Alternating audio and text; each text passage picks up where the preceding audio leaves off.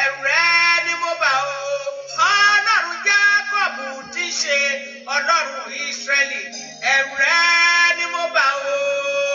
Ẹ̀rù jẹ́jẹ̀jẹ̀ tó pa Fáráò lára, bàbá mi ẹ̀rù tí ò ṣe é wò lójú. Ọlọ́run mi, oṣù bàrámàrẹ́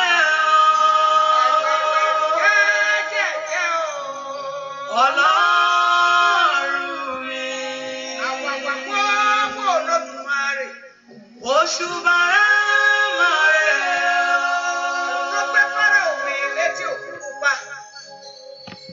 jìnnìjìnnì láàbò ayé.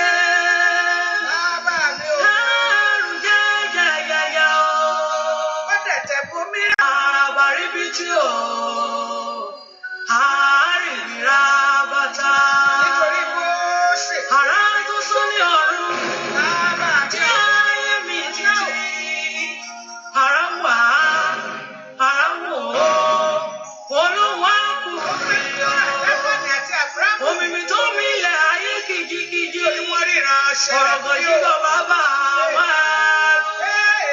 àdánù bínú jọ àdánù bínú jẹ ẹ̀kẹ́rì nínú iná iná tẹ̀rí bọ̀ fún bàbá inú tó jò ìgbà tí ìgbà òṣìrò kẹ̀kẹ́ iná tó gbé èlígà lọ sí ọ̀run ọwọ́ kan ṣoṣo tó gbé gbogbo ayé.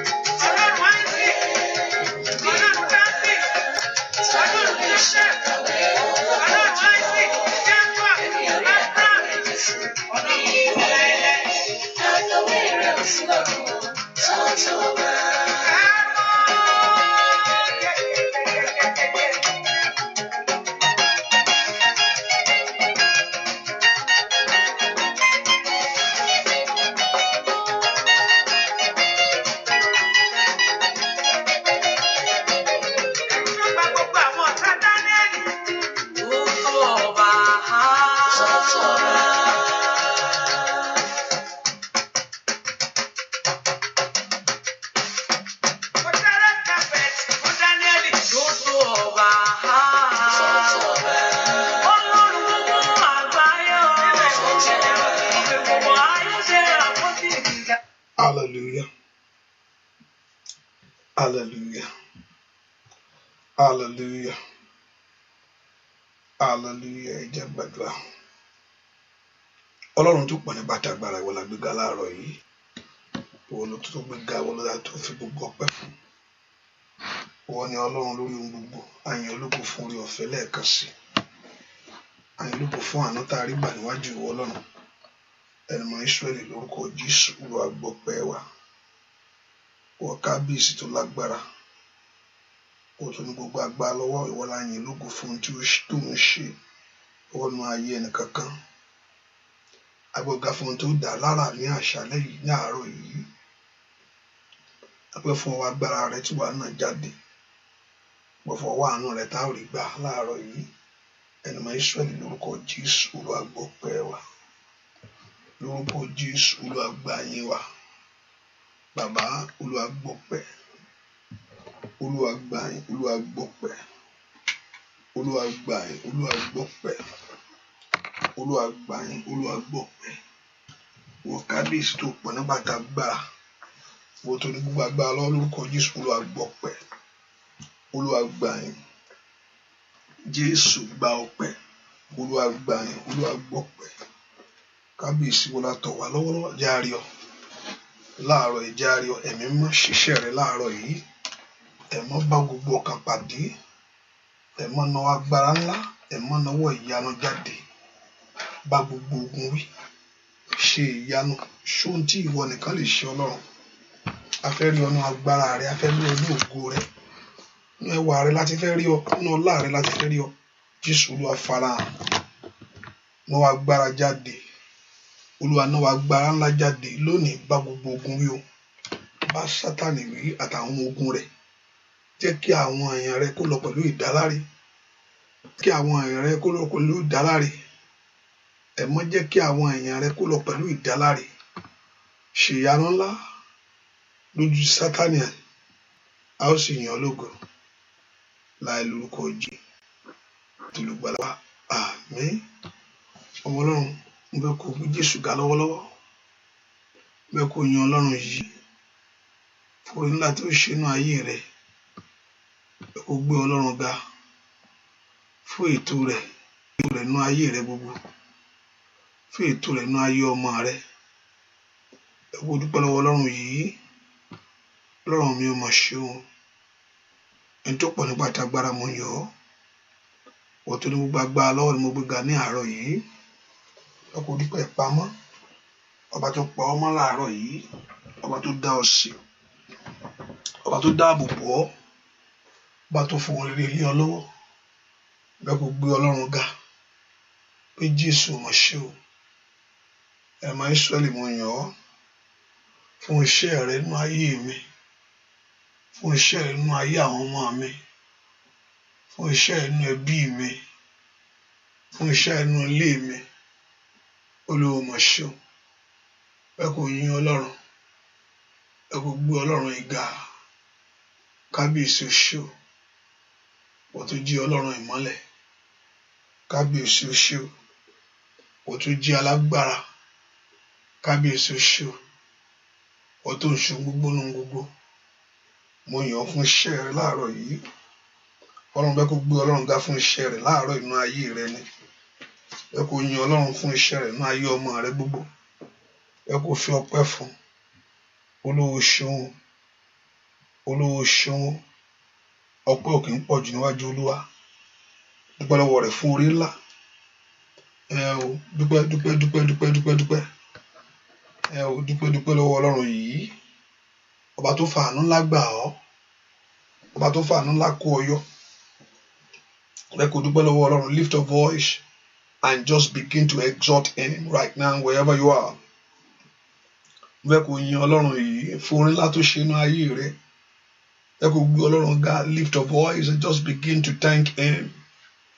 Ẹ kò dúpẹ́ orí ńlá. Ẹ kò dúpẹ́ orí ńlá níwájú Ọlọ́run alààyè. Ẹ kò dúpẹ́ orí ńlá níwájú rẹ̀ sẹ́. Ẹ kò dúpẹ́ orí ńlá níwájú Ọlọ́run yìí. Jésù ṣe o. Wọ́n tún pọ̀ ní pàtàgbára òṣè. Wọ́n tún pọ̀ ní pàtàgbára òṣè. Wọ́n tún pọ̀ ní pàtàgbára òṣè. Wọ́n tó ní gbogbo agbára ó mà ṣe. Jésù ṣe o. Jésù ṣe o. Jésù mo yìn ọ́. Jésù mo gbé ọ ga. Jésù mo yìn ọ́. Jésù mo gbé ọ ga. Somebody lift your voice and just give that God the praise. Dúpẹ́. Olórí yẹn sọ pé ìwọ ọkàn mi ní Olúwa máa ṣe gbàgbé o oore tó ṣe fún ọ. Ìwọ ọkàn mi ní Olúwa máa ṣe gbàgbé o oore tó ṣe fún ọ. Ìwọ ọkàn mi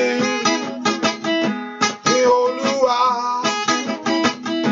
máa ṣe gbàgbé o oore tó ṣe. Ìwọ ọkàn mi, ìwọ ọkàn mi ní Olúwa óyá o máa ṣe gbàgbé o oore tó ṣe fún ọ. Ọwọ́ rẹ̀ dàsẹ́ o. Ó ṣe lórí ayé rẹ̀ sá.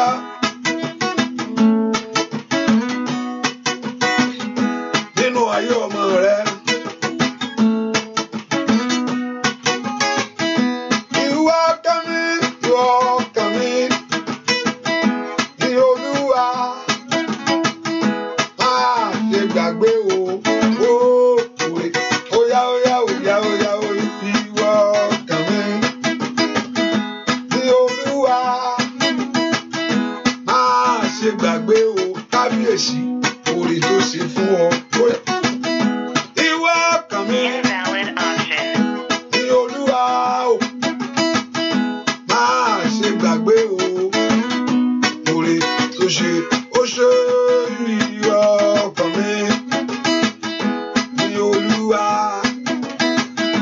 máa ṣe gbàgbé o oore tó ṣe fún ọ. Ọba tó jáde tó ṣe àánú ayé rẹ o. Ó yá dúpẹ́ lọ́wọ́ rẹ̀ sẹ́. Ọba tó ṣàánú ọ. Tọmọtọmọ ló ṣe. Ìwọ ọkàn mi o ní Olúwa máa ṣe gbàgbé o oore tó ṣe. Óyá ìwọ ọkàn mi ní Olúwa máa ṣe gbàgbé o oore tó ṣe fún ọ. Dúpẹ́ lọ́wọ́ Ọlọ́run yìí. Ẹ kó gbé Ọlọ́run yìí ga, ẹ kó gbé Jésù yìí ga fún oore ńlá tó ṣe fún ọ. Kábíyèsí o ṣé o, dúpẹ́ lọ́wọ́ Ọlọ́run yìí, ọpẹ́ òun pọ̀ jù níwájú Ọlọ́run. Bẹ́ẹ̀ kó gbé Jésù ga, gbé ọ̀gá o. Jésù aláàánú mi ó máa ṣe.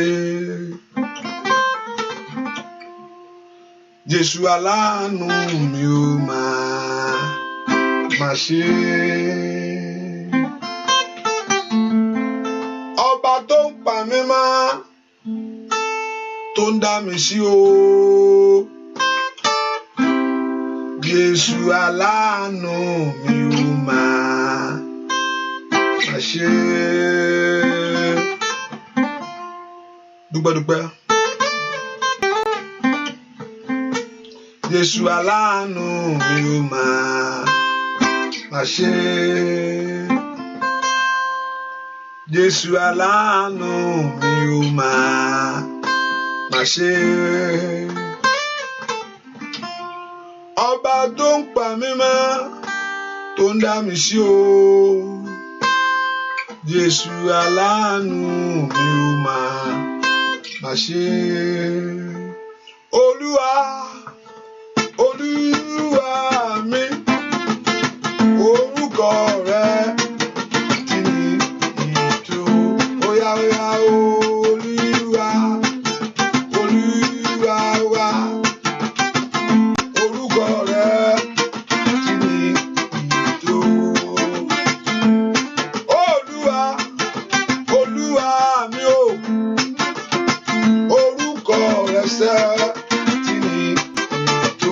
Kábíyèsí Olúwa wa, orúkọ rẹ.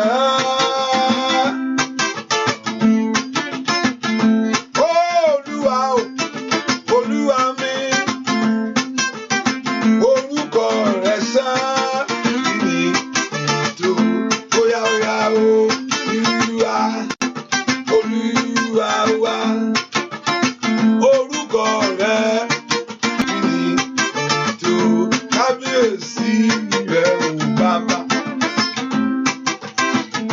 kábíyèsí rẹ o bàbá. Ọba ńlá tó ṣòwò ńlá, pínpínlìkín tó sọ ayé lò. Kábíyèsí rẹ o bàbá. Óyá o, kábíyèsí rẹ bàbá mi o. Kábíyèsí rẹ o bàbá. Dúpẹ́ lọ́wọ́ Ọlọ́run aláìṣẹ̀. Kábíyèsí rẹ o bàbá.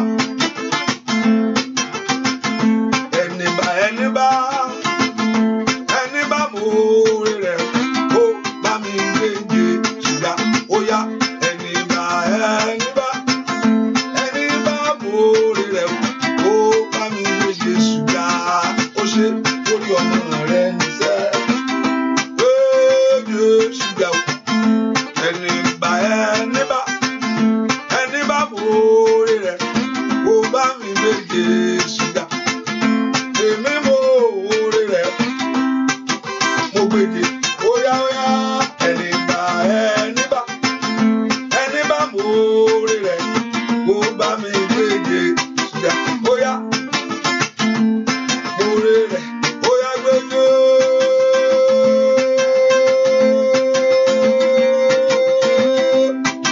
Dúpẹ́ lọ́wọ́ Ọlọ́run sẹ́.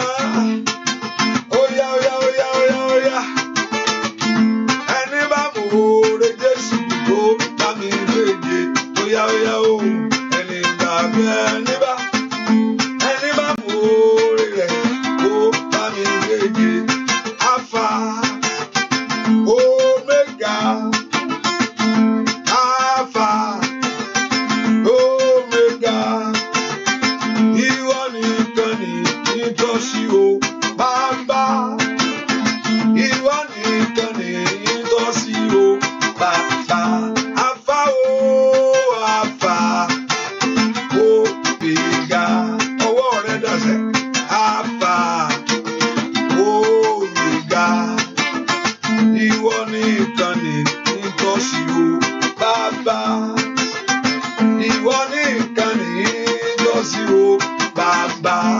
aṣọ ìyà rẹ lọ́rùn yóò gbọ̀n dànù sẹ́.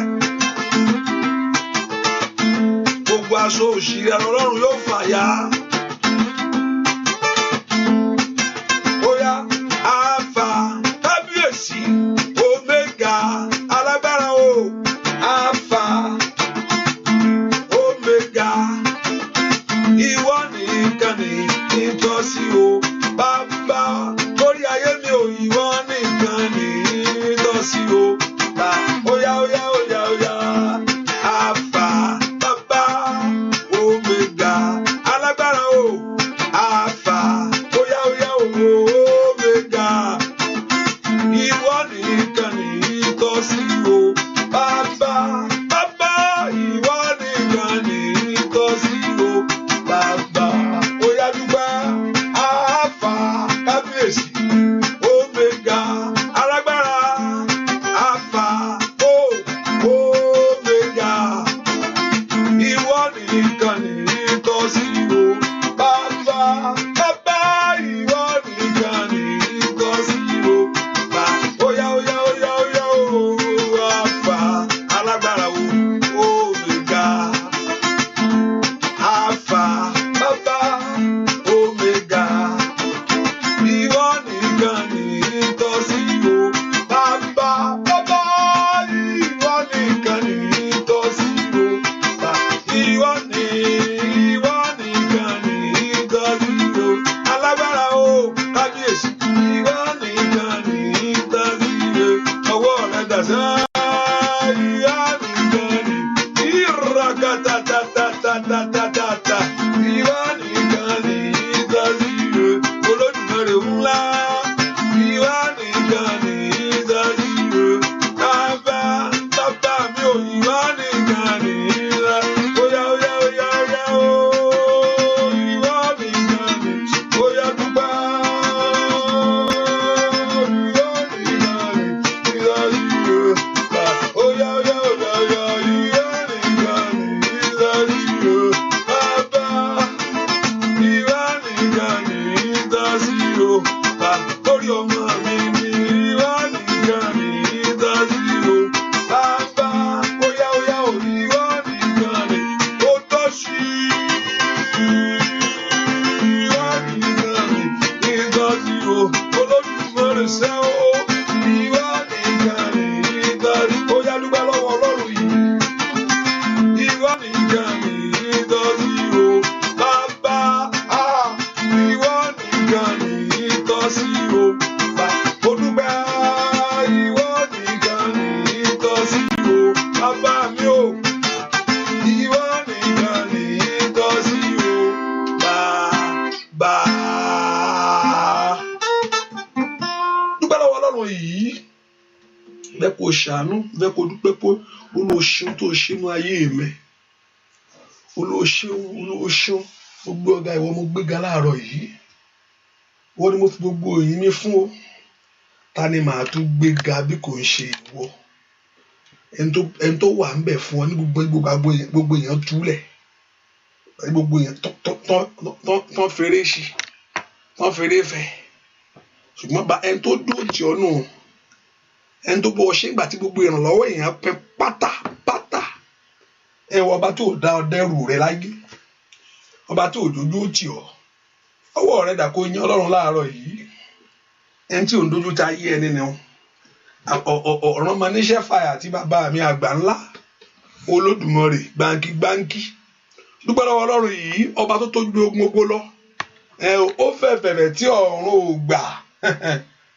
Tí ayé ò tún lè gbà ṣe. Dúpẹ́ lọ́wọ́ Ọlọ́run yìí ó tó bẹ́ẹ̀ ó ju bẹ́ẹ̀ lọ. Ọlọ́run mi ò mọ̀ ṣeun. Alágbá gíga ni ọ́. Ọba tó bá ọ jàjà rẹ á sùn àti ẹ̀mọ́bi tó wà níbo ló ṣe oorun lèyàn mọ́ ọ. Ẹni tó ń ṣọ́ tó ń wù ọ́ tí ò jẹ́ kí bí ewu orúkọ wu ayé rẹ. Ọba tí ò jẹ́ kí ìgbà tó ń sọ àìjẹ́ filẹ̀ ṣùgbọ́n lẹ́nu láàárọ̀ ni ló ń ṣe kankan. Ọba tí ò tún gbà fún wọn lórúkọ ànísẹ́mẹ̀ ẹ̀ ní rí gbéṣe. Dúpẹ́ lọ́wọ́ Ọlọ́run ọba tí ò jẹ́ kí ọ̀tá rí ọ gbéṣe. Ọba tó ẹni tó ń lépa rẹ tí ò jẹ́ orí ọba. Ó yá. Ọba tó nífẹ̀ẹ́ ọba tó nífẹ̀ẹ́ mi, ọba tó like mi, dúpẹ́ lọ́wọ́ Ọlọ́run Jésù mà ṣeun, ọba tó love mi, dúpẹ́ lọ́wọ́ Ọlọ́run Jésù mà ṣeun fún àǹfààní láti mo rí gbà, fún orí ọ̀fẹ́ àánú èyí tó fi tọ́ ayé mi wá, fún orí ọ̀fẹ́ ìgbàlà, ọba tí ò jẹ́ ń kú sínú ẹ̀ṣẹ̀, òyà dúpẹ́ ọba tí ò jẹ́ kú sínú ẹ̀ṣẹ̀. Bàbá mo gbé ọ̀gá o, aláàánú mi ò mọ̀ ṣeun, dúpẹ́ lọ́wọ́ rẹ̀, ọba tó ń dárí gbogbo ẹ̀ṣẹ̀ mi jì mí, kò yẹ pé a pé náà ṣùgbọ́n orí ọ̀fẹ́ lárí gbà, ọba tó ṣàánú, ọba tó fojú fo ẹ̀ṣẹ̀ dá, màkàlì pòrọ̀ ṣáìdà, ọba tó fojú fo ẹ̀ṣẹ̀ tó fi ẹ̀jẹ̀ rẹ̀ wẹ̀ ọ́, yìí kàlí pòrọ̀ ṣètẹ́lẹ̀bọ̀, dúpẹ́ lọ́wọ́ Ọlọ́run mi ò mọ̀ ṣeun. Gbọ́ àdúà lórúkọ Jésù Kristi Olúwa wa. Ẹ ká sọ fún Ọlọ́run mo ṣẹ̀ sí ọ, mo sì ṣẹ̀ sí ọ̀rọ̀ rẹ. Bẹ́ẹ̀ kó sọ fún Jésù, Olúwa mo ṣẹ̀ sí ọ, mo sì ṣẹ̀ sí ọ̀rọ̀ rẹ. Tí èèyàn bá ti tẹ̀lé ọ̀rọ̀ Ọlọ́run, ó ṣẹ̀ sí Ọlọ́run nìyẹn. Ó ní ó gbé ọ̀rọ̀ rẹ̀ ga ju orúkọ rẹ̀ lọ. Ìgbà mélòó là ń tẹríba fún ọ̀rọ̀ rẹ̀, bá ń ṣe nǹkan tó ní ká ṣe, ohun tọ́rọ̀ rẹ̀ ṣe àti ẹ̀ mọ̀. Ìgbà míì purposely ni, kò tẹ́ ṣe pé bóyá unknowingly, purposely máa tọrọ dáríjì ẹ̀ṣẹ̀. How many of you máa ṣe lè ná ṣùgbọ́n máa tọrọ dáríjì ẹ̀ṣẹ̀ later? You doing that, right? Bẹ́ẹ̀ ni, you know it's a sin and you still go ẹ̀ṣẹ̀ ní tí bá bú ẹni yẹn wàá ṣe pàpà bú máa bàjá náà, máa tẹ stọtì nínú mi, ọba tí ò ti wò yẹn ó lè dáríjì ẹ̀ṣẹ̀ ń bẹ lọ́wọ́ rẹ̀ ká lè máa bẹ̀rù rẹ̀, ọba tó dárí ẹ̀ṣẹ̀ jì. Ẹ ká sọ fún Jésù, Olúwa dárí ẹ̀ṣẹ̀ mi jì mí, Olúwa ràn mí lọ́wọ́. Sọ fún Jésù dáadáa, Olúwa dárí ẹ̀ṣẹ̀ mi jì mí, Olúwa ràn mí lọ́wọ́. Oh, thank you, Jesus. In Jeremiah chapter 31, verse 14, he say, and I will forgive their iniquity. He said, I will forgive their iniquity. He says he's going to forgive us our iniquity. He's going to forgive us our iniquity. And he said, our sin that he will not remember no more. Praise the Lord. That's the word of God. He said, I will forgive their iniquities and I will remember their sin no more. Tọ́lọ́ bá ti dáríjì èèyàn kò kí rántí wọn. Òun ló sọ wípé kò dáríjì òun tó ti ń dọ́mọ ẹni kejì kò kọ́tẹ́lẹ̀ mi ti fẹ́ many years ago. Máa yẹn mo máa yẹn náà. Máa yẹn kó tó ṣe ń gbà yẹn. Máa mú àǹtí yẹn ó burú gan. Mo mọ̀ ẹ̀ṣẹ̀ tọ́lọ́run ò ti rántí mọ́. Ìwọ sì di ẹ̀ṣẹ̀ ẹ̀ mú. Ibẹ̀ lọ́pọ̀lọpọ̀ ẹ̀ṣẹ̀ lẹ́ṣẹ̀ ni ó dùn tí ó fi ọ̀rọ̀ sọ́run àpáàdì. Ẹ̀ṣẹ̀ lẹ́ṣẹ̀ ni ó dì mú. Remember the word of God. Ọ̀rọ̀ ló ń sọ̀rọ̀ mí ní Jeremiah chapter 31. Jeremiah chapter 31 verse 34. Only our sin. He said, I will forgive their iniquity. Máa dáríjì ẹ̀ṣẹ̀ wọn. And I will remember their sin no more. Ó ní òun rántí ẹ̀ṣẹ̀ wọn mọ́. Àpé ó ní tí ẹlẹ́ntẹ́ bá ti di ẹ̀dá tó ní Kristi. Ó ní if someone is in Christ, is a new creature, and all things are passed away. Ó ti dohun àti kọjá once you confess the sin. And you know when I say confess the sin, Olúwa dáríjì mi, Olúwa dáríjì mi. That's not what I'm talking about. Olúwa dáríjì mi, Olúwa dáríjì mi, Olúwa dáríjì mi. Olúwa dáríjì mi, ó ti mọ̀ pé ọkọ̀ ń sọ lè jẹ́ kí nǹkan tó ọ̀la gàmà tó gbé mi. You know what I'm talking about now, but you know, all you know, too. Gbogbo alámọ̀ náà. Olúwa dáríjì mi nísìn inú ọkàn ẹ ẹsìn lọ́la báyìí náà ó ti ń ronú eléyìí tó tún ṣe lọ́la. Ìyẹn kọ́ ó ní tí ẹlẹ́ṣẹ̀ bá mara rẹ̀ tó bá ronú pìwàdà, there must be a turning around nínú ẹ̀ṣẹ̀. Ó ní olódodo láti dárí ẹ̀ṣẹ̀ jì. Ẹ ká sọ fún Ọlọ́run, ó ní that your sin that he will not remember no more. Ẹ ká sọ fún Ọlọ́run alààyè, Olúwa fún mi ní ẹ̀mí ìrònú pìwàdà tòótọ́, a true heart repentance from sin. Olúwa fún mi ní ẹ̀mí ìrònú pìwàdà tòótọ́. Gbogbo ẹ̀ṣẹ̀ tí mo wà mọ́wọ́, gbogbo ẹ̀rá, Olúwa bá mi ṣẹ́gun ẹ̀ lónìí. Olúwa dárí àṣírí mi jì mí. Olúwa sọ mí di tirẹ̀. Olúwa wẹ̀ mí mọ́. Olúwa tú mi ṣe. Ọmọlọ́run lanu kó gbàdúrà orúkọ Jésù, orúkọ Jésù. Ọba tó pọ̀ nípa àdágbára. Olúwa wẹ̀ mí mọ́ láàárọ̀ yìí. Màkàlíbo oṣù tó brẹ̀gẹ̀dẹ̀ lẹ́mbrando súnkẹ́lẹ́bó kàfà. Orúkọ Jésù dáadáa. Olúwa tú mi ṣe. Olúwa tú mi ṣe. Olúwa tú mi ṣe. Olúwa tú mi ṣe.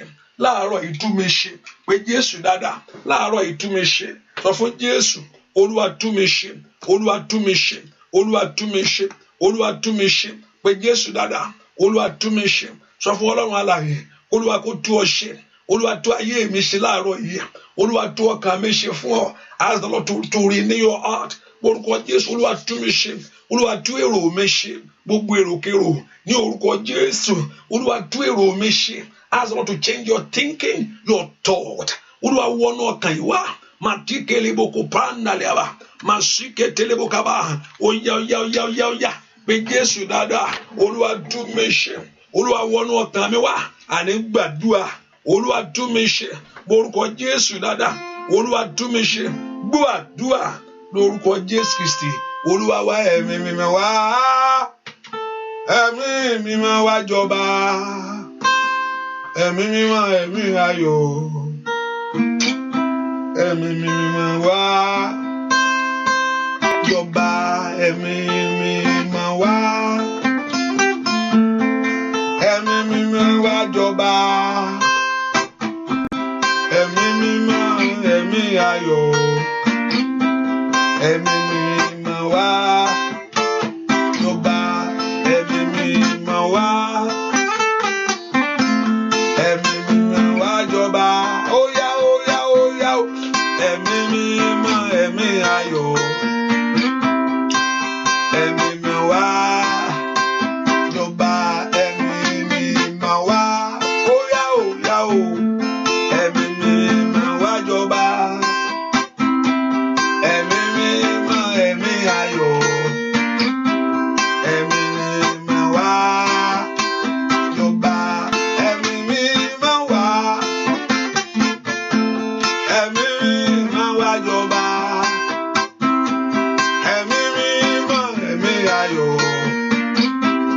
ẹ̀mí mímọ́ wá jọba ẹ̀mí mímọ́ wá kábíyèsí ńlá ẹ̀mí mímọ́ wá jọba gbàdúrà ẹ̀mí mímọ́ ẹ̀mí ayọ̀ ẹ̀mí mímọ́ wá jọba ẹ̀mí mímọ́ wá alágbára o ẹ̀mí mímọ́ wá jọba o ẹ̀mí mímọ́ ẹ̀mí ayọ̀ ẹ̀mí mímọ́ wá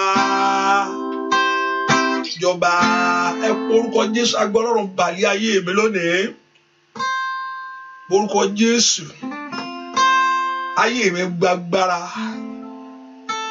ọ̀tá ò fẹ́ kí n ṣe ọ̀tá ò fẹ́ kí n débẹ̀ èyí ò tí ì di alágbára ni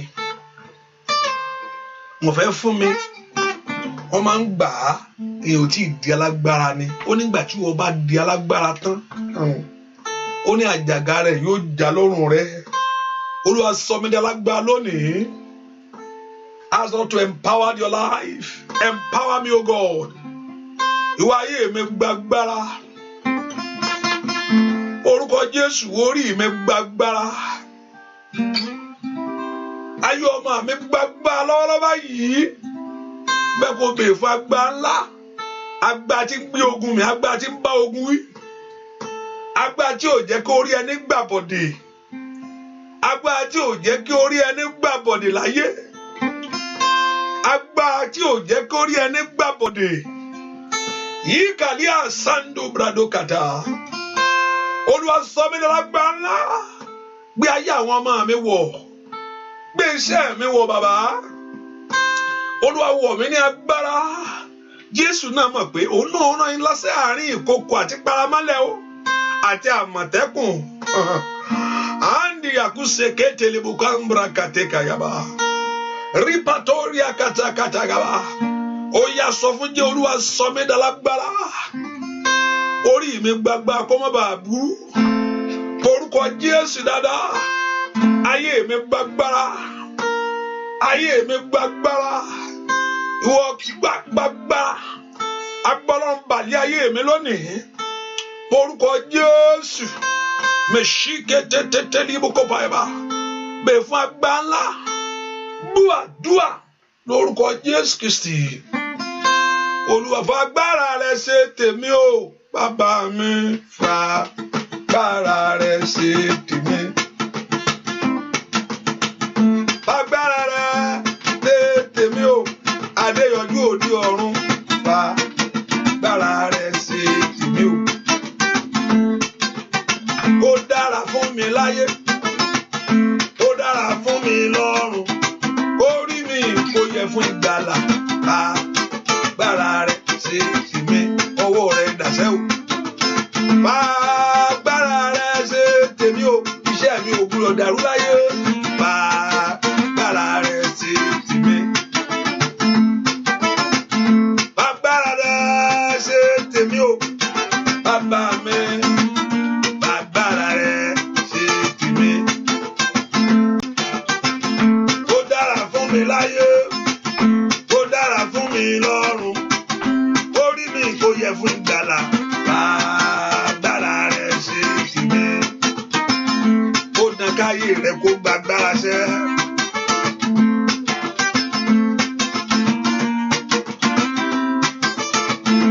Ó di dandan ọwọ́ ìbùkún Ọlọ́run kó wọnú ayé rẹ̀ lọ o.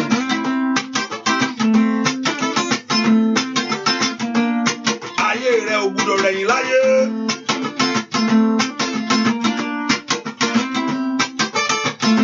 Ó dán kó mú un lé ọ lọ́wọ́ ní ọdún yìí. Ó dán kó orí tàn rere pa láyé.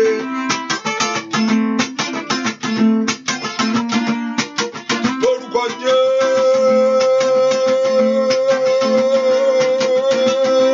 Ay, magada da da da da. Agbára rẹ̀ ṣe tèmi o, bàbá mi. Agbára rẹ̀ ṣe tèmi o. Agbára rẹ̀ ṣe tèmi o, bàbá mi ṣẹ́ o, bàbá. Agbára rẹ̀ ṣe tèmi o. Ó dára fún mi láyé, ó dára fún mi lọ́run. Orí mi kò yẹ fún ìgbàlà. Agbára rẹ̀ ṣe orí mi kò yẹ fún ìgbàlà. Agbára rẹ̀ ṣe tèmi, ọwọ́ rẹ̀ dàṣẹ́. Agbára rẹ̀ ṣe tèmi, abániṣe òde ọ̀run ńlá. Agbára rẹ̀ ṣe ayé rẹ̀ ò gbúdọ̀ jìyà láyé. Óyá ò fà agbára rẹ̀. Ojú rẹ̀ ò gbúdọ̀ rí ìkúrì láyé. Agbára rẹ̀ ṣe ọmọ rẹ̀ ò gbúdọ̀ jìyà sí. Óyá ò fà agbára rẹ̀ ṣe ohun rere kó ti ayé rẹ̀ lọ́wọ́ o. Agbára Olúwa ló agbára rẹ̀ ṣẹ́ o lórí ayé àwọn èèyàn. Óyá gbàdúrà màkàlì àwọn oṣù àtúrì àwọn òṣèkèlè bò. Agbára rẹ̀ ṣe tèmi, orí mi kò yẹ fún ìgbàlà. Agbára rẹ̀ ṣe tèmi, ayé mi kò yẹ fún ìgbàlà. Agbára rẹ̀ ṣe tèmi, óyá fà. Anda da. Óyá fà. Anda rose koto branda kaba. Óyá fà. Anda yahuru sekedia ba. Óyá fà. Inda yahuru seketiri bakutaya. Manoro totoli peroseke ba. Agbára rẹ̀ ṣe ayé rẹ̀ kó ní ìbùkún Ọlọ́run láyé wò fà. Agbára rẹ̀ ṣe tèmi, ọwọ́ rẹ̀ kó tẹ̀ láyé fà. Ọmọ Ọlọ́run lanu kó gbàdúrà. Óyá fà. Agbára rẹ̀ ṣe tèmi. Ìgbà tí Yorùbá ní tí ayé ẹni ò bá níyanjú níwájú Ọlọ́run. Ó ń ṣe wájú pásítọ̀, ó ń ṣe wájú ìwọ tó bá rò pé wájú mi ló wà. Fáfá ò nìyẹn o. Tí ayé ẹni ò bá rí, tí ò bá àbí tí èèyàn bá wò, tí ayé ẹni ò bá ní ìyanjú níwájú Ọlọ́run. I don't know how you view your yeah as we are praying. Níbo ló tó wá fẹ́ ṣe é ṣe? Ta ló wá fẹ́ ṣe nígbà tí n bá dúró síwájú Ọlọ́run tí n bá ní kó ṣe tèmi fún mi? Tí èèyàn ò bá rí mú mbẹ̀. Ta ló wá fẹ́ bá Olúwa ẹ̀ ṣe? Ẹ pe orúkọ Jésù bí tẹ wà sẹ́. Láàárọ̀ yìí má jò ó dọ̀la. Lónìí ni Olódùmarè o. Fi agbára ńlá rẹ̀ yanjú ọ̀rọ̀ ayé mi pátápátá. Olúwa settle my case this morning. Ọ̀rọ̀ mi jó ní ìyanjú. Ayé mi jó gba ojútùú. Ọ̀rọ̀ ayé ayé mi jó ní ìyanjú, ayé mi jó gba ojútùú sẹ́. Olúwa lo agbára ẹ lórí ọ̀rọ̀ mi o. Olúwa lo agbára ẹ lórí ọ̀rọ̀ ayé àwọn ọmọ mi gbogbo. Olúwa jẹ́wọ́ agbára rẹ lónìí. Olúwa fọwọ́ agbára rẹ yọ mí jáde. Olúwa fọwọ́ agbára rẹ fà mí yọ. Olúwa fọwọ́ agbára yanjú ọ̀rọ̀ mi sẹ́. Wọ́n á porúkọ Jésù. Olúwa dìde nínú agbára ńlá. Nínú agbára rẹ ni kò dìde. Nínú agbára rẹ ni kò dìde. Porúkọ Jésù bí tó wà. Kí Jésù kó ná agbára ẹ̀ lórí ọ̀rọ̀ rẹ ni. Olúwa ná agbára ńlá láàárọ̀ yìí. Gbogbo ogun kó parẹ́. Gbogbo ogun ni ó bá mi ṣẹ́ o. Gbogbo ogun ni ó bá mi ṣẹ́. Ogun kéèyàn má láṣeyọrí. Ẹnìkan gbàdúrà, mo ṣàrà àgbàdo wọ́n ní àgbàdo tó ní àgbàdo nọ́mà àgbàdo tó ṣì wà àgbàdo tó ṣì wà tó wà ní pẹ̀lú ṣùkú ẹ̀ tí wọ́n ti yin àgbàdo ayé májò yín èso rẹ̀ dànù àgbàdo ìwọlọ́ra àgbàdo tí mo wò yìí bẹ́ẹ̀ ni ayé ò ní yín ọ dànù ayé ò ní yín ọ dànù. Gbogbo ogun ni ó bá mi ṣẹ́.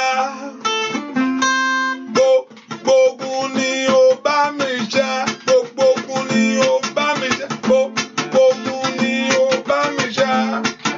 Ó yá gbàdúrà. Gbogbo ogun ni ó bá mi ṣẹ́. Ogun ayé.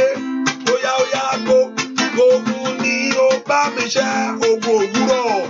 Ogun ọ̀sán. Gbogbo ogun ni ó bá mi ṣẹ́. Ogun ọjọ́ alẹ́. Olódùmarè gbogbo ogun ni ó bá mi jẹ́. Ogun ìbẹ̀rẹ̀ pẹ̀pẹ̀ gbogbo ogun ni ó bá mi jẹ́.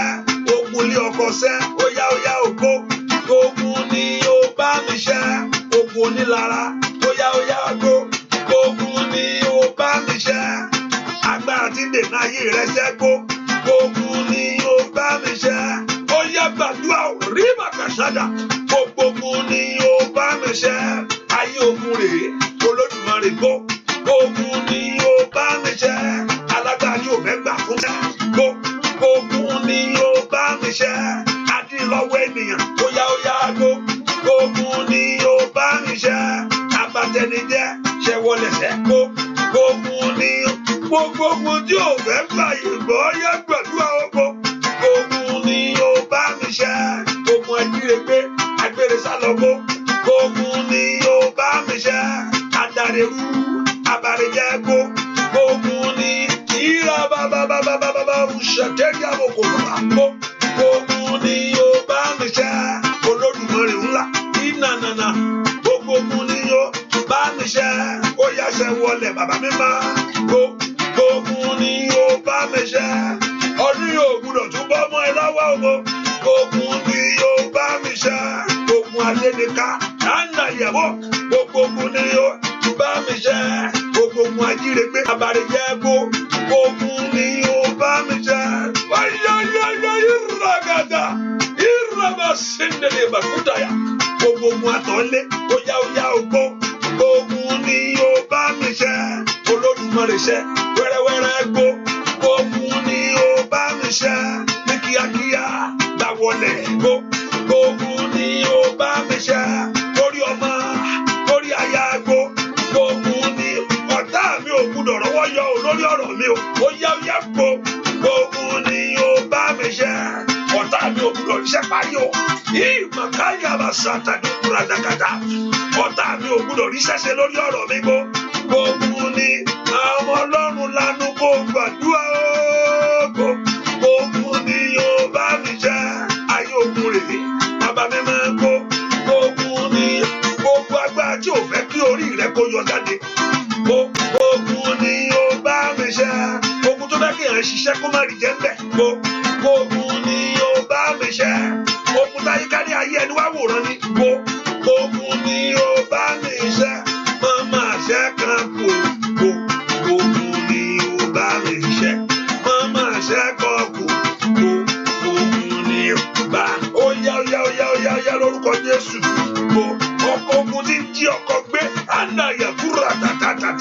brado kabago. Ogun ni ó bá mi ṣẹ́, ogun àfìyàjáyé ẹni ṣẹ́. Ogun ni ó bá mi ṣẹ́, Olódùmarè ṣẹ́ kíákíá gbó. Ó yá gbàdúrà màkàtàtàtà rábà súnjẹ kiri gbogbo báyìí.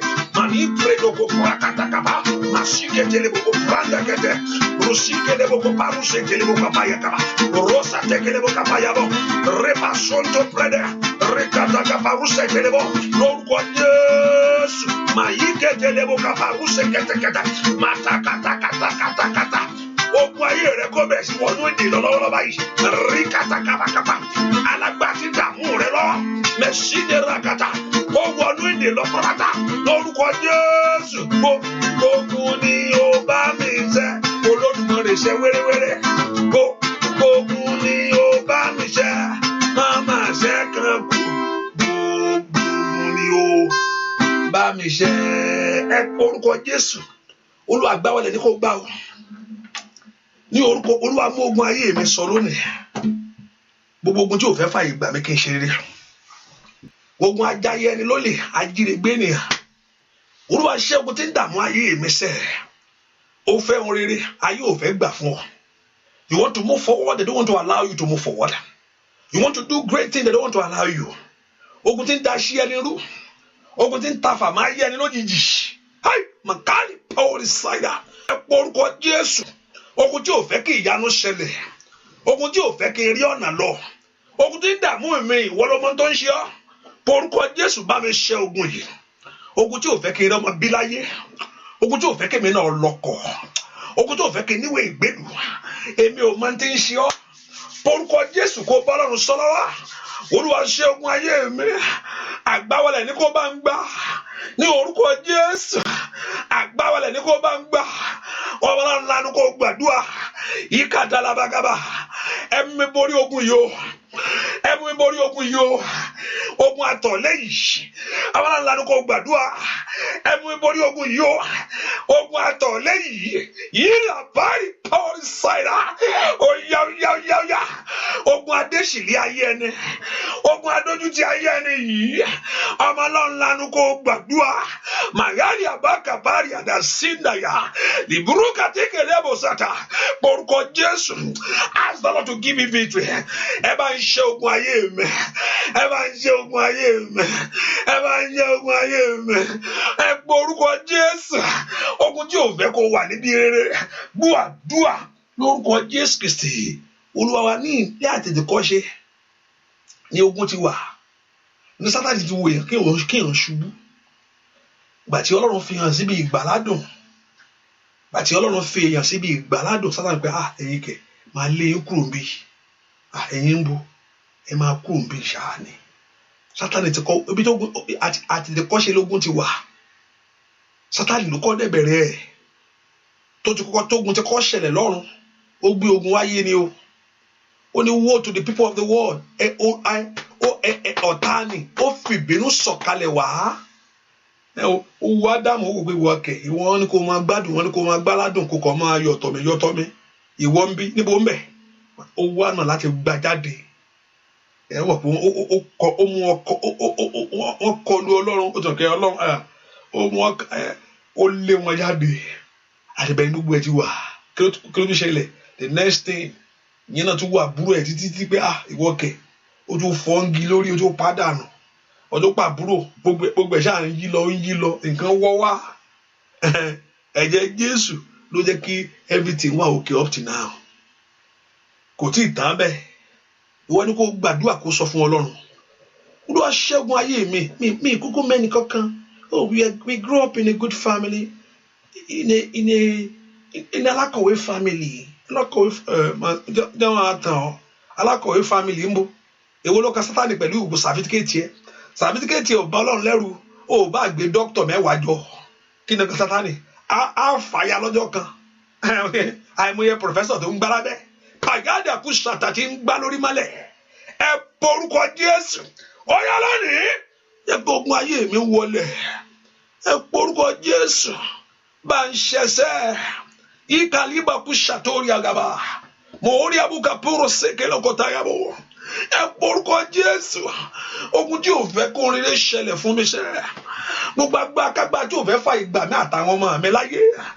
Ask God to give me victory over every battle. Olúwa bá mi ṣẹ́ ogun ayé mi. Olúwa bá mi ṣẹ́ ogun ayé mi. Olúwa bá mi ṣẹ́ ogun ayé mi. Olúwa bá mi ṣẹ́ ogun tó dúró ti ṣẹ́ mi. Olúwa bá mi ṣẹ́ ogun tó dúró táyé àwọn ọmọ mi.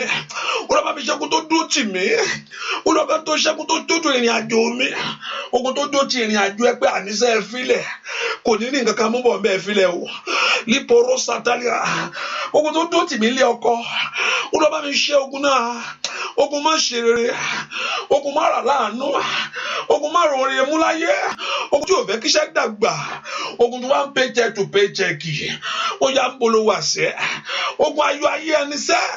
Ní orúkọ Jésù. Ogun afa ayé ẹni àkókò ẹni ṣòfò. Ogun that is wasting your time. Ogun tó fẹ́ kí ọjọ́ lọ mọ́ mi lọ́wọ́. Ní orúkọ Jésù. Olúwa mi ṣe ogun ayé mi. Ogun àfìyàjẹni. Ogun apá ayé ẹni lójú. Ogun adá ayé ẹni délẹ̀. Ní orúkọ Jésù. Ogun ìrákòrò. Ogun mọ́tò ẹgbẹ́. Ogun mọ́lẹ̀gbẹ́ bá. Ọyọ́ Ọlọ́run la kó gbàdúrà ń bolo wà sẹ́. Àní láàárọ̀ ẹni kó bá Ọlọ́run sọ̀rọ̀. Olúwa ṣẹ́ ogun ayé mi. Àṣẹ wọlé ní kò ṣẹ́. Ogun adó ti ayé ẹni. Ogun má rí iṣẹ́ ṣe. Àdúrà lórúkọ Jésù Kristi. Olúwa wá. Come on, let's share this thing now. Áńgẹ́lì ò ní bá wa ṣe àwa láníṣẹ́. Share, èmi náà ti share tèmi. Ó yá ìwọ náà share share títí. Èmi mo kọ́ share sí yín àbí. So kílẹ̀ yìí náà dúró dé yín náà share títí yín náà. Come on now. Èmi ti share tèmi. So yìí náà let everybody do his own duty. Yeah, ẹ máa tẹ̀. Hallelujah. Send this as a message. Send the messenger rẹ. Ìwọ ń bẹ̀. Ìwọ tún ni. Ìwọ lọ́tí máa ń chat yẹn náà. Ṣé WhatsApp ni? Is it WhatsApp? Okay, WhatsApp. WhatsApp rẹ̀. Gbà sí messenger rẹ̀. Ìwọ ló tún kù. Ìwọ lọ́tí máa ń ṣe náà. Ìwọ lọ́tí máa ń ṣe Instagram. Gram rẹ̀ mọ́ gbogbo ẹ̀ lọ. Hallelujah. Ẹ jẹ́ kí o máa jáde máa jẹ́ ẹbẹ̀ ṣíṣe, you know. Hallelujah. You must do it. Our duty ni kí ni ìṣẹ̀lẹ̀. Oya tẹ kárí ẹnìkan ti tẹ̀sẹ̀ mo ti rí pé o ti ẹ̀tẹ̀ kó dáa fún yín bẹ́ẹ̀ mo rí pé ní ẹ̀tẹ̀. Ó wá sọ ẹ bá tẹ́lẹ̀ mi bá tẹ̀ ọmọ wá sọ́dọ̀ mi. I look at it because I'm your friend too, so I look at it. So I tó tẹ̀ I look. Hallelujah. Ẹ̀tẹ̀ kárí ẹ máa tẹ̀. Hallelujah. Ẹ porúkọ Jésù mi tẹ kárí ẹ máa tẹ̀. Good. Ẹ porúkọ Jésù dáadáa. Ọlọ́run jọ̀ọ́ jẹ́ n borí. Ọlọ́run jọ̀ọ́ jẹ́ n borí. Ọlọ́run jọ̀ọ́ jẹ́ n borí láàárọ̀ yìí. Kí ló le tó bẹ́ẹ̀? Ogun tí ò fẹ́ jẹ́ kí ilé ọkọ sọ mí. Ogun tí ò fẹ́ kí ìrìn àjò gbè mí. Ó ṣà ń tiraka. Kí ló le tó bẹ́ẹ̀? Olúwa ṣẹ́gun fún mi láàárọ̀ yìí. Ogun tí ò fẹ́ kí n ríṣẹ́ ṣe. Gbogbo àwọn tó dé lẹ́yìn Olúwẹ̀. Ìwọ ló fọ̀nà àwọn ẹ lọ bí wọ́n ti rí tiwọn mú mbẹ̀. Ìwọ sì ń wá tiẹ̀ kiri. Ọlọ́run bá mi ṣẹ́ ogun ayé mi láàárọ̀ yìí. Mọ̀káì power insider. Ẹ porúkọ Jésù. Àṣẹwọ̀ ni kò ṣe.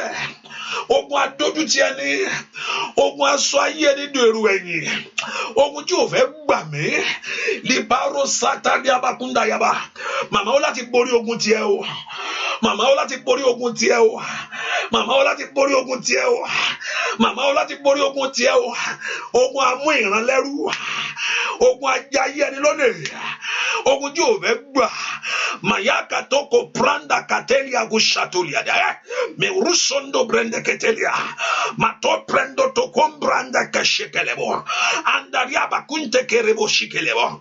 Mayako rosso to prende ketelia. Me guzo bakunda kadia. Olba besh Olúwa ṣẹ́gun. Naya wọ́n me. Ogun ayé mi wọlé. Ní orúkọ Jésù. Oya ní gbàdúrà.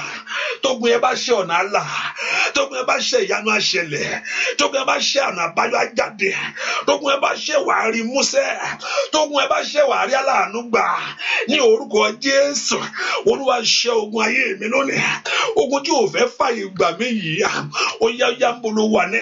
Ask the Lord to give it victory over that battle now. Ask the Lord to give it victory over every hand that is tormenting your life. Makoto toli borokataya. Dua lórúkọ Jésù Kristi. Olúwa ogun Fáráò tó wọnú òkun wa pẹ̀lú ọmọ Ísírẹ́lì, kò mọ̀ bá wọn jáde. Ogun ayé mi tó wọnú òkun àdúrà pẹ̀lú mi lónìí o, lórúkọ Jésù omi àgbàdúrà lọ. Ó yá ogun Fáráò, ó yá o, tó wọnú òkun pupa pẹ̀lú ọmọ Ísírẹ́lì, ọwọ́ rẹ̀ dà tó máa bá wọn jáde. Ogun ayé mi, kábíyèsí ńlá wo, tó wọnú àdúrà pẹ̀lú mi lónìí o, bàbá o, lórúkọ Jésù omi àgbàdúrà lọ. Alágbára o, ó yá kó ṣe ogun ayé rẹ. Ogun Fáráò, bàbá mímọ́, tó wọnú òkun pupa pẹ̀lú ọmọ Ísírẹ́lì, tó máa bá wọn jáde. Ogun ayé mi, àríṣẹ́ṣe, ó yá o, tó wọnú àdúrà pẹ̀lú mi lónìí o, ó yá o, lórúkọ Jésù o, omi àgbàdúrà, ó yá o, ogun Fáráò, bàbá mi, tó wọnú òkun pupa pẹ̀lú ọmọ Ísírẹ́lì, ó máa bá wọn jáde. Bàbá, ogun ayé mi, ó wọnú àdúrà pẹ̀lú mi lónìí o, bàbá, lórúkọ Jésù o, omi àgbàdúrà lọ.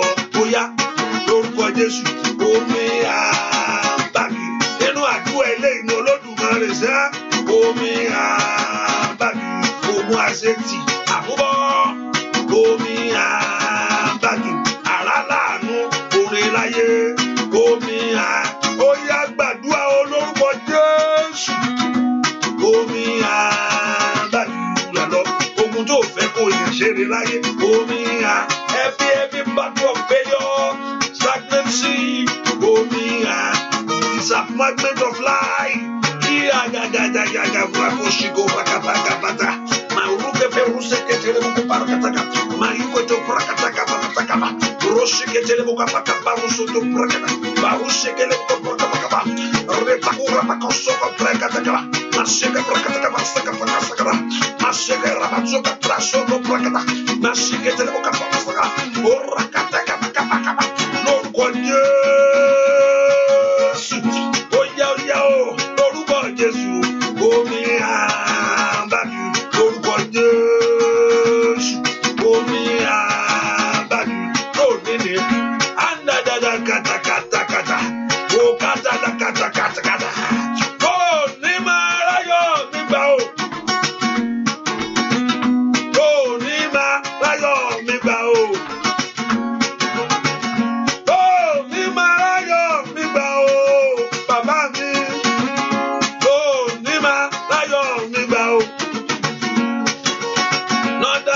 Ṣé o lórí Ọlọ́run ayọ̀ ní ọ̀sẹ̀ lórí máa ayọ̀ mi gbà ọmọ Ọlọ́run gbàdúrà sẹ́.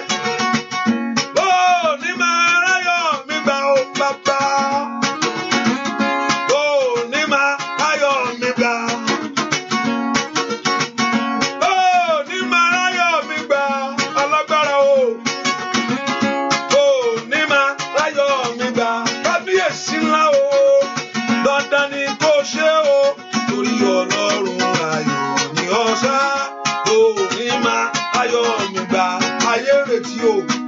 rẹ lórí ayé mi o. Ayé ń retí ọlá rẹ Olódùmarè ńlá. Ìyà ohun rere ò gbúdọ̀ jẹ wá láyé. Òní ẹ̀ tó bá ti ní ọ. Òní kókó òfò sá. Òní ẹ̀ tó bá ti ní ọ kò ní jìyà.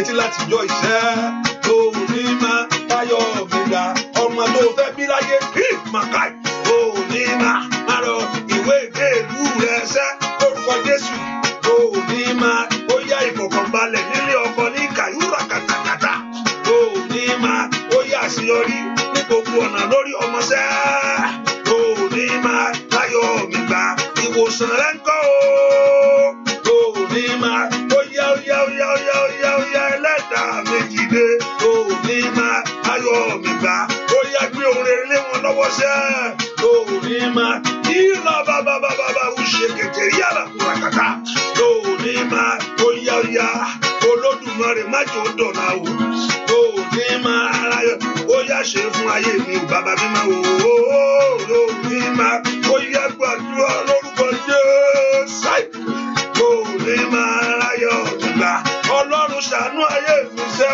o lóní máa ayé gàgàgàgà ó ṣe kẹ̀kẹ́ rí àkàtà lóní máa ayọ̀ dandan ní kó ṣe Olódùmarè bàbá mi máa lóní máa ó yá lóní máa ayọ̀ ó di dandan lórúkọ Jésù ó yá mo rí ọ lọ́wọ́ lóní máa ìbá bàbá rúṣẹ̀ tètè lóní máa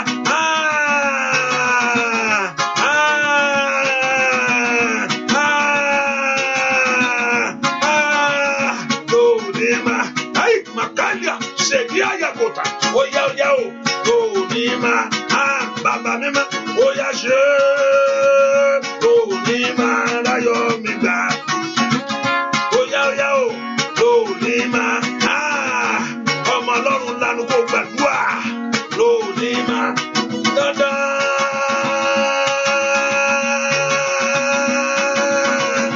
Olódùmarè ṣe ìyanu, lóní máa láyọ̀ mi gbà. Dídán ṣoṣo ṣe fún lóní máa láyọ̀ mi gbà Olódùmarè ṣàánú ayé wọn ṣẹ́ lóní máa láyọ̀ mi gbà lóní máa láyọ̀ mi gbà lóní máa láyọ̀ mi gbà Olódùmarè kó daṣọ rúwọ̀ owó lóní máa láyọ̀ mi gbà ayé rẹ̀ ògùdọ̀ ríwọ̀ wù ayé máa lóní máa ó yá gbàdúrà lórúkọ Jésù ìlà kàtàkà labasútàrà mànẹ́ni àwọn akọ́lé àbọ̀ ṣẹkẹlẹ̀ bó kàbá màrú ṣẹkẹtẹlẹ̀ bó kàbá rú ṣẹkẹlẹ̀ bó lórúkọ Jésù bàbá lóní máa ráyọ̀ ó dandan ní kò ṣe Olódùmarè ńlá lóní máa lórí ọ̀nà wò lórí àyà wò lórí ẹ̀rí lóní máa má jẹun wá lásán. Ògo rẹ lórí ayé mi ṣẹ́ lóní mà áì màkáyà ayé mọ̀ pé mò ń bọ̀ sọ̀rọ̀ ṣẹ́ o lóní mà ayé mọ̀ pé mò ń ké pè ọ́ bàbá mi má lóní mà ó yá gbàdúrà ó mẹ̀ka yìí ràkàtàkàtà lóní mà ráyọ̀ ní gbogbo ọ̀nà wa ṣẹ́ lórúkọ Jésù lóní mà ráyọ̀ ó di dandan nínú oṣù yìí lóní mà sọ fún Jésù kó sí ìwé ìrètí lágbo ayé rẹ lónìí ó dọ́là rẹ lóní máa ráyọ̀ ní gbogbo ọ̀nà mi Olódùmarè lóní máa ráyọ̀ ní gbogbo ọ̀nà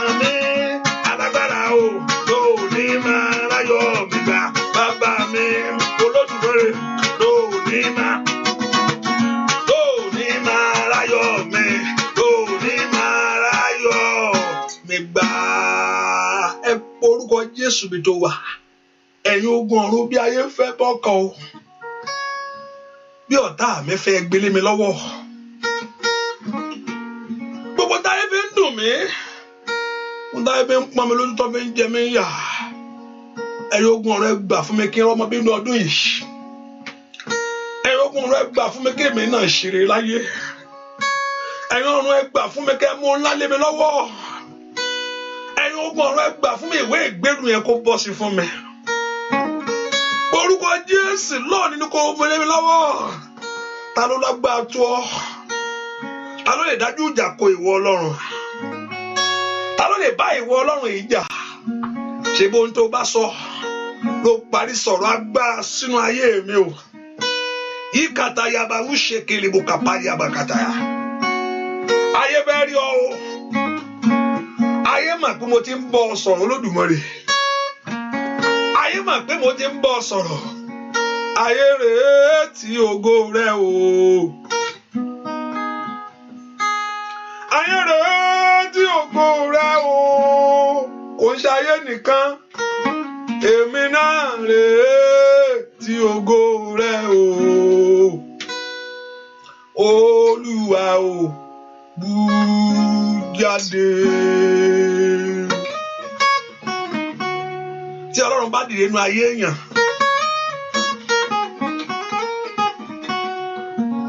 Tí Ọlọ́run bá dìde nínú ayé èèyàn. Òwà èèyàn gá mọ̀. Ẹni tí ò ní nǹkan ká dẹni tó ní nǹkan. Ẹni tí ò ní ọ̀nà á dẹni tí ọ̀nà pọ̀ fún. Ẹni tí ò rí bí sùn ó dẹni tó dé odò nílé. Ògbógun Ọlọ́run ṣe máa ń fa àánú ayé èèyàn nìyẹn. Tí Ọlọ́run bá fi ẹwà rẹ̀ ìwọ gan pa kí ló ṣẹlẹ̀ ṣé mi náà Ọlọ́run sọ ni ó dẹ́ kó wo ayé ẹ kó wo ẹ̀yìn wò kó yíra fọ́lọ́run. Kò yẹ kó tún wo ẹ̀yìn wò káyé kó tún bú ẹkú gbà láti jọ ẹ bàbá kí ló dé. Ayé rẹ̀ tí ògo rẹ̀ o. Ayé rẹ̀ tí ògo rẹ̀ o. Bàbá mímọ́ èmi náà rẹ̀ tí ògo rẹ̀ o. Olúwa o bú jáde. Wàá mọ̀ tọ́lọ́ tí nǹkan bá ṣẹlẹ̀. Èèyàn á mọ̀ tí ìrànlọ́wọ́ bá dé. Èmi náà rèé tí ògo rẹ o bàbá. Olúwa o bú jáde. Makali abusa dele boko prada. Èmi náà rèé tí ògo rẹ o. Olúwa o mo ní bú jáde. Sọ fún Ọlọ́run kó ná wa gbá jáde lọ́wọ́lọ́wọ́ báyìí.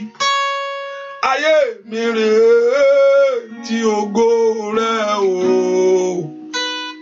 Olúwa o alágbára bú jáde. Ayé tí mọ̀ kí mo máa ń bẹ sọ̀rọ̀. Ayé tí mọ̀ kí mo máa ń bá ọ sọ. Yàkàtà ìpọ̀rẹ̀ ṣáìdà. Ayé tí mọ̀ pé ìwọ ló gbójúlé ìwọ gbẹ́kẹ̀lé ojú ògbúdọ̀ tì mí. Ayé rèé tí ògo rẹ o. Ayé rèé tí ògo rẹ o. Bàbá mi o. Èmi náà rèé tí ògo rẹ o.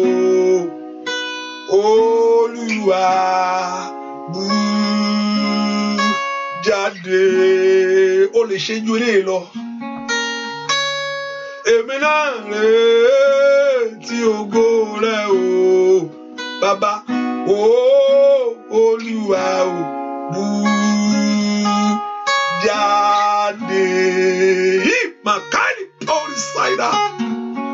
Èmi náà rèé tí ògo rẹ o.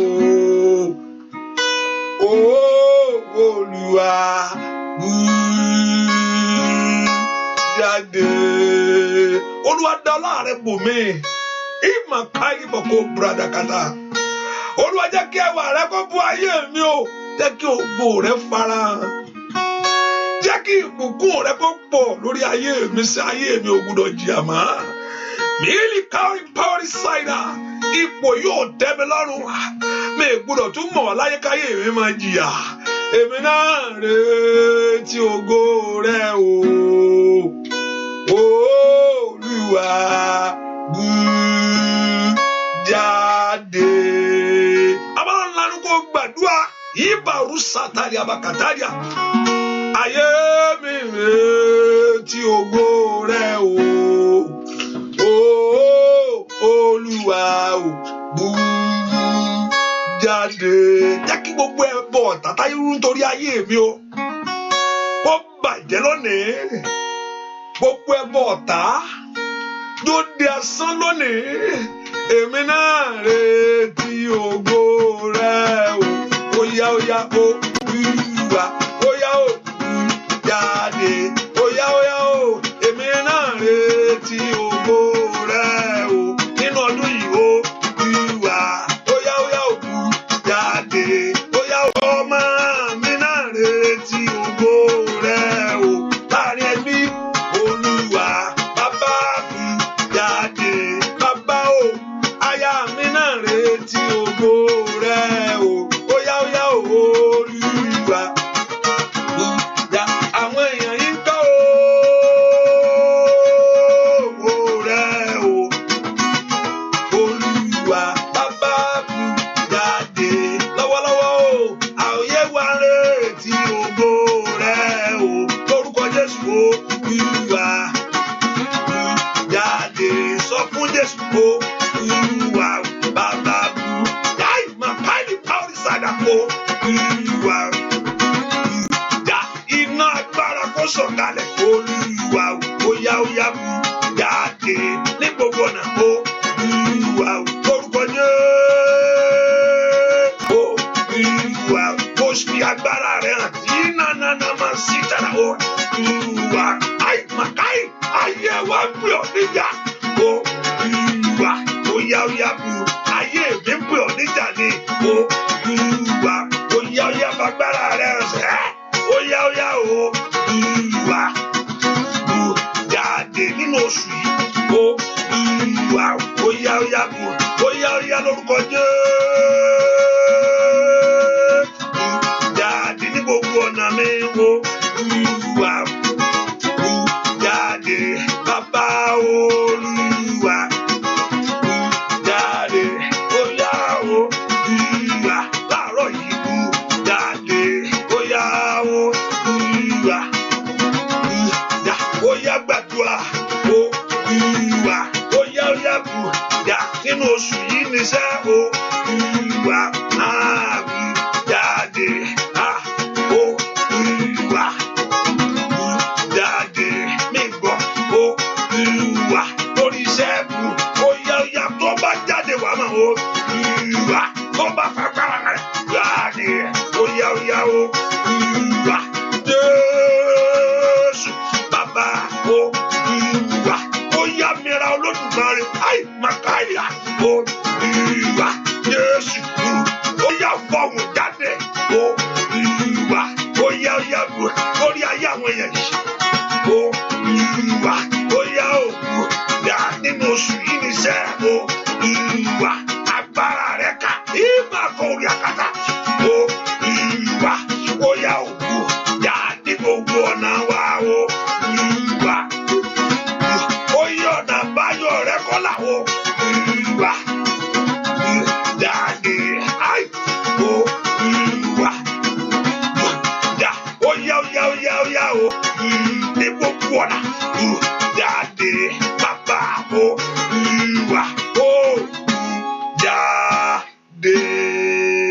Ẹnìkan ọ̀nà ńlá fún ẹ, ọ̀nà ńlá kọ́ ti ṣí, ẹnìkan ọ̀nà ńlá fún ẹ, ọ̀nà ńlá fún ẹ kọ́ ti ṣí, kọ́ ti yẹn wọ́n ṣí, ìbòjú ayé ẹ kú lónìí, ọ̀nà ńlá fún ẹ, wọ́n ní ọ̀nà ti ńlá fún ẹ, the doors are open for you, kọ́ ti yẹn ṣí, aṣọ pé tẹ́tẹ́mpìlì fàyà yìí kàlùkà báwo sẹ́ndìlì àgàtà mẹ́wúrú tẹ́kẹ́rẹ́ kàtà ọ̀nà ńlá fún ayé ó yá porúkọ Jésù Olúwa bú jáde ó lọ kí ayé mọ̀ pé òun ní ọ wọ́n ti mọ̀ pé òun gbàdúrà wọ́n ti fi lọ Ọlọ́run ṣerú ẹ̀ wọ́n ti fi lọ ẹ̀ olóòwà irú ẹ̀mí ṣerú ẹ̀ àmúsọ́rí o mi ṣe wọ́n ti fi kó wá olóòwà mi kàrú sàkàyàbà wọ́n sì ń wò pé báwo àṣìṣe àwọn arí ẹ̀fílẹ̀ náà ni pé ṣé pé àwa la ò mọ wéè ni mi kò rọ́bà kú ṣèkèlè bò kó prando kàyà ẹ porúkọ Jésù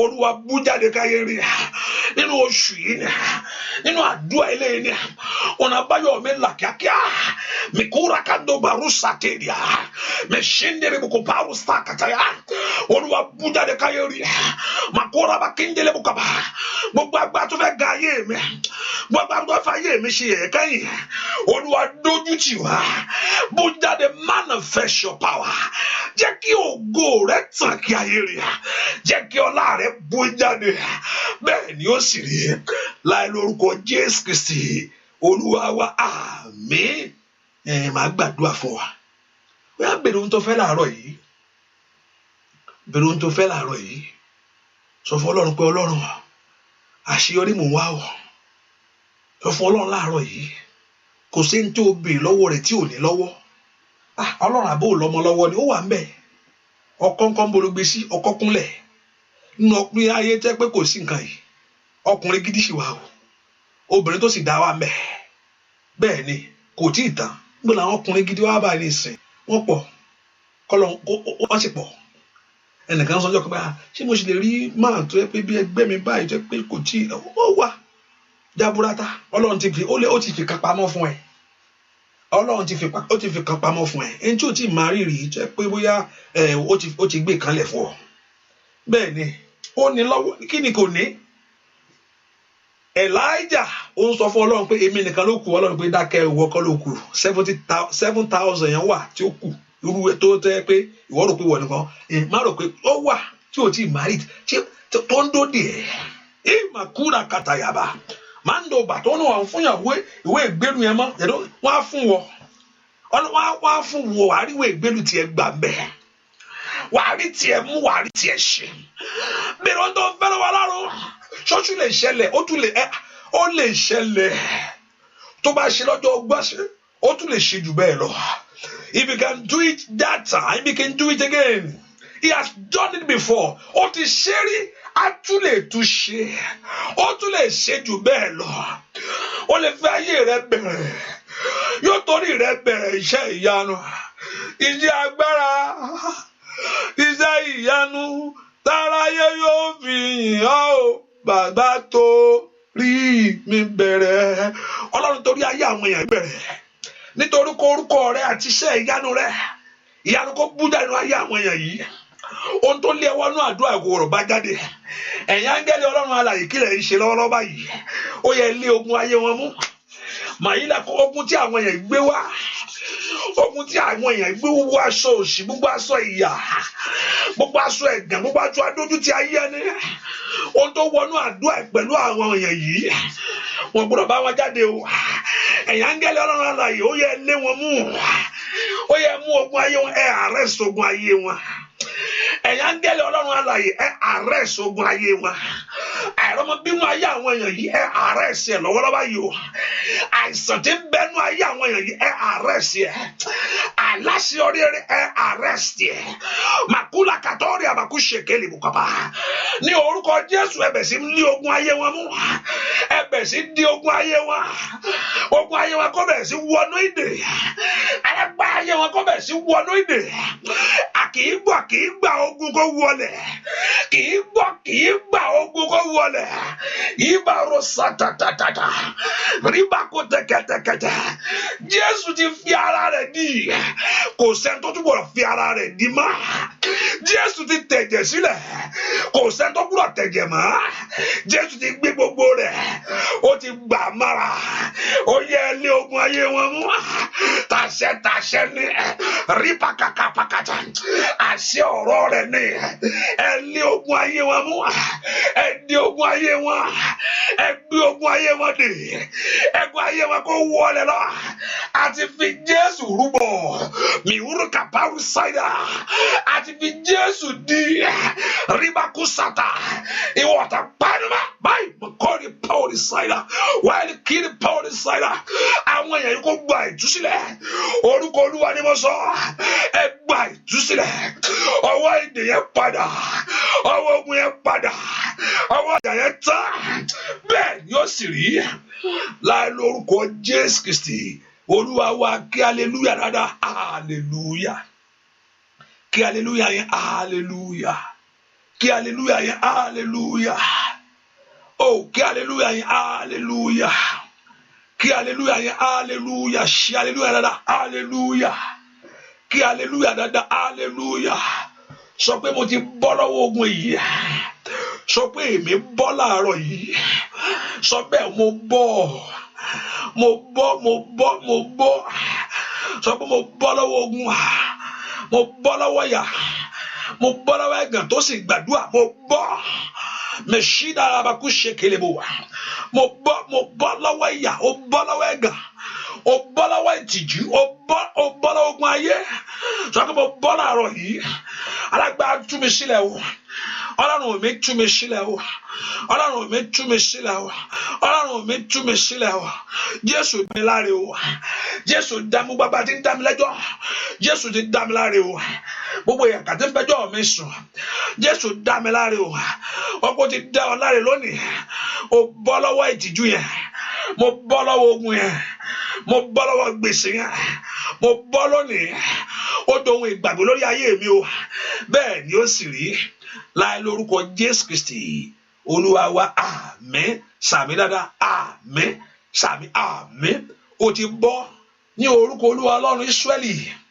ọba tó lóhun gbogbo tó lọ agbára lórí ohun gbogbo tó sì lè ṣe ohun gbogbo ogun yẹn dogun ìgbàgbé nínú ayé ẹ lórúkọ Jésù kò ní gbérí mọ́ ọwọ́ agbára kàn ọ́ ọwọ́ àánú láwọ́ orí tiẹ̀ ṣe orí tiẹ̀ gbà gbogbo tí ọ̀tá bá dó sí Ọlọ́run yóò jẹ wọn níyà ojú ìtìjú ni ó gbẹ̀yìn ọ̀tá rẹ̀ ní orúkọ Jésù ó ti gba ìdáláre ó ti gba ìdáláre lọ́nà òmìnira Ọlọ́run lọ́nà ògo Ọlọ́run lọ ṣe rere lọ gba ohun rere láyé yóò dára fún ọ ní orúkọ Jésù ojú òní tì ọ́ òní dẹni lẹ́lẹ̀ ó tó Olúwa ṣe nú ayé ẹ lónìí kó di mímọ̀ mo béèrè fún ni kó di mímọ̀ ní orúkọ Jésù kó di mímọ̀ ọ̀tá ò ní mọ̀ràn sí ayé rẹ mọ́ ọ̀tá ò ní mọ̀ràn sí ayé ọmọ rẹ mọ́ ọ̀tá ò ní mọ̀ràn sórí iṣẹ́ rẹ mọ́ Olúwa dá ọ láre o lọ́nà ìdáláre yìí bẹ́ẹ̀ ni ó sì rí láì lórúkọ Jésù Kristi Olúwa wa àmín ṣàmì dáadáa àmín ṣàmì dáadáa àmín lórúkọ Jésù hallelujah praise the Lord ẹ ká fi sọ́kà pé àdúrà ìtẹ̀síwájú láàárọ̀ yìí láago 6 our time Eastern time 6 a.m. in English section and the Lord your God will strengthen us in Jesus' name. And all those, if you are in Nigeria, please let me have your number. No, if you're in Lagos area if you're in Lagos area or Ibadan area or something like that, anywhere there. So please text your number. I want to add you to those group, and what we just to able to see if I'm in that area in Nigeria this year, and to see how we can I'll come back to be a blessing to us, just hallelujah. So if you're in that area, just let me know. We're having a group now, so I've already put some names, so just text me your name, so we have meeting together and we see how things can work, because I don't know what will be Badagry,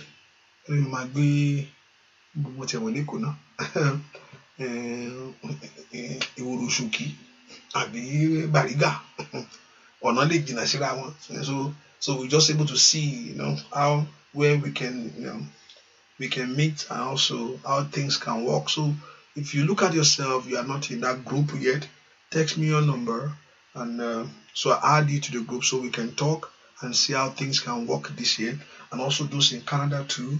If you are in Canada, in that Toronto area, there's a meeting going on concerning that matter too. So let's get your number.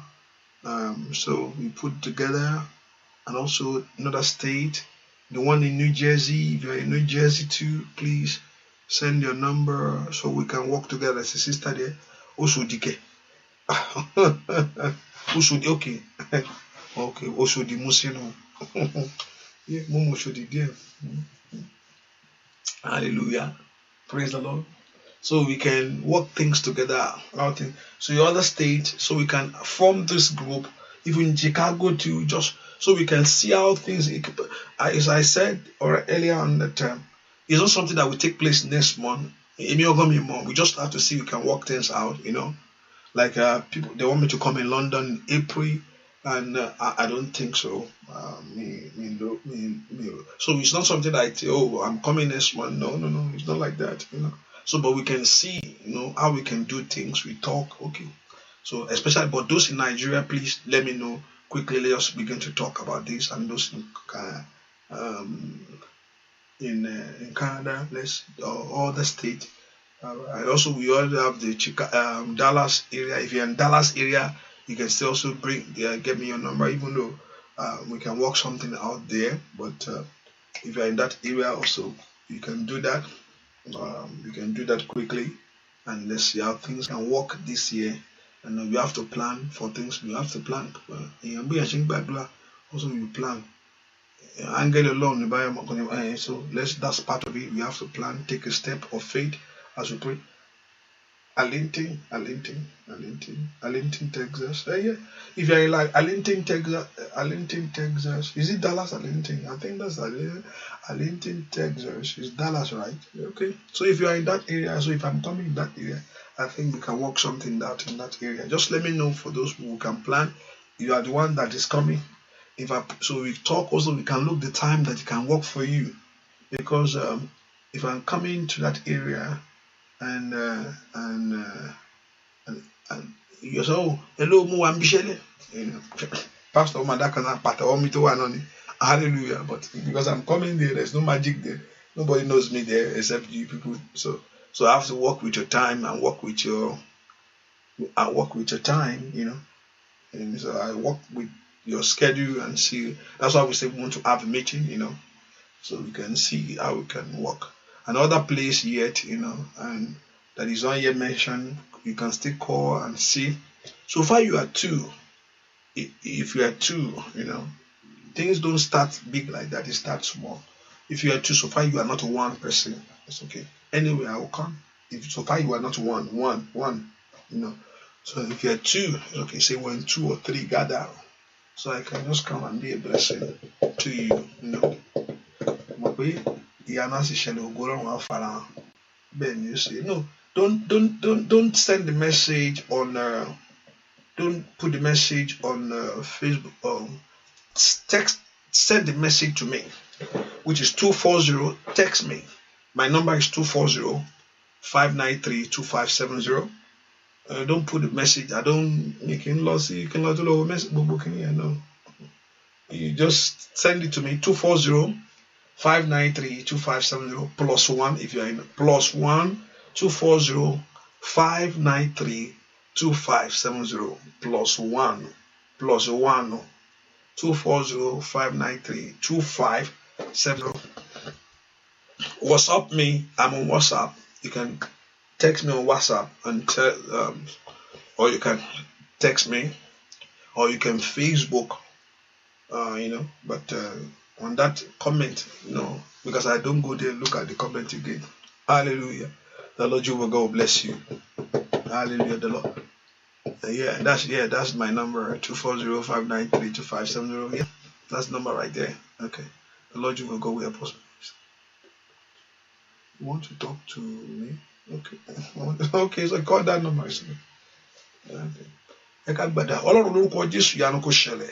Bẹ́ẹ̀ lórúkọ Jésù kó lóra kó bá yín lọ. Ògo Ọlọ́run kó bò yín. I don't know.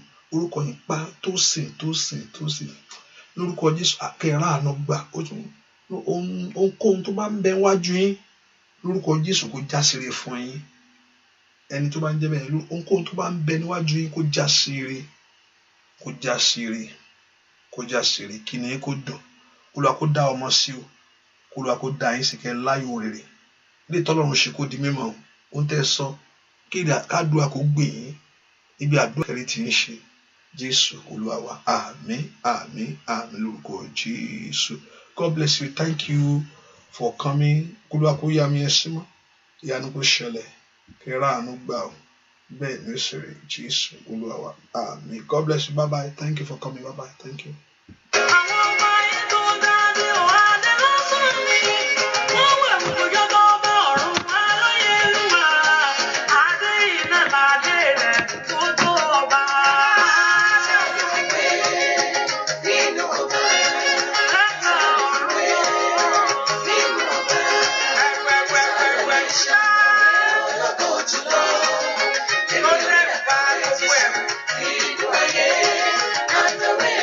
Love you.